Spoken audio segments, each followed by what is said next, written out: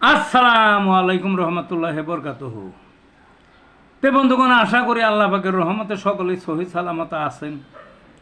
তে কবি Gazi এক্কাসাল YouTube channel 017140885009 এর পক্ষ থেকে আপনাদের সকলের প্রতি রইল একান্ত আন্তরিক শুভেচ্ছা ও ভালোবাসা। তে বন্ধুগণ, এখন আপনাদের সামনে স্বরচিত আরেকটা কবিতা পাঠ করবার চেষ্টা করব। কবিতাটার নাম হলো ধনীদের কুরবানি। বুঝলেন না? এই যে আসন্ন যে কুরবানি, বুঝলেন না? এই কুরবানি তো সমাজের বিভিন্ন স্তর, মানে আর্থিক ভিত্তিতে আর কি, বিভিন্নভাবে কুরবানি দেয়।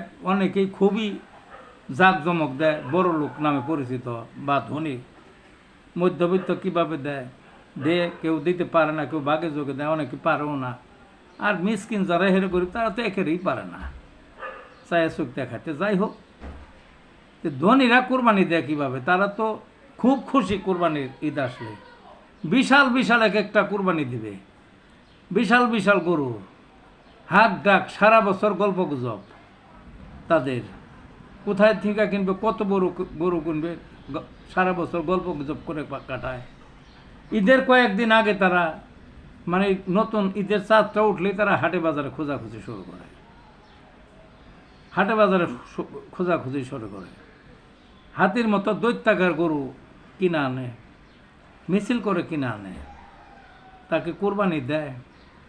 ওইদিকে কতগুলো, বেশিরভাগই, সবাই যে এরকম তা না, অনেকেই আছে ওই অনেকগুলো ফ্রিজ থাকে বাড়িতে, মন কেমন গোস্ত জমে রাখে, সারা বছর খায়। এই হইল তাদের কোরবানি। এটা তো তাদের অনেকেরই কোরবানি না, এটা হলো গোস্ত ভোজন। বুঝলেন না? তো এইগুলোই কবিতাটার মধ্যে এই সমসাময়িক বাস্তব চিত্র কোরবানি তুলে ধরা হয়েছে, ধনীদের কোরবানি এই কবিতাটার মধ্যে। তো সবাই যে এরকম তা না, তবে অনেকেই আছে এই শ্রেণীর, শুধু গুস্তভোজী। তাদের কথাই মূলত বলার চেষ্টা করা হয়েছে। তো যা হোক, আসি কবিতাটার মধ্যে। ধনীদের কোরবানি।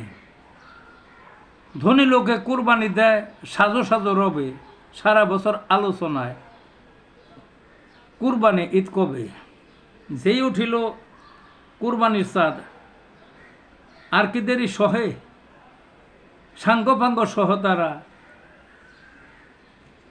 মারায় হাটে হাটে,